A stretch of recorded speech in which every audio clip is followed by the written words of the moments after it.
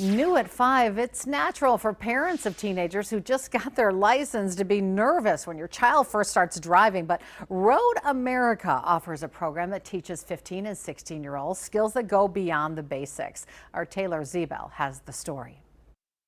America's National Park of Speed is teaching teenagers to slow down and learn critical life-saving driving skills through their teen driving program.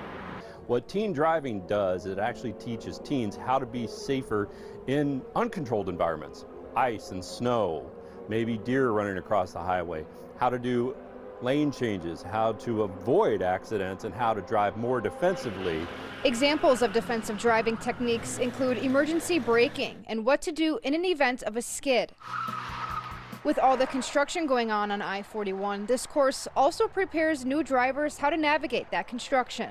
But what you learn benefits the entire family. So absolutely, I think it's a great way to supplement your current driver's education, getting your license and getting in the vehicle for the first time, whether it's their own vehicle or the family's vehicle. This one-day course takes place in the spring and all through the summer on the weekends.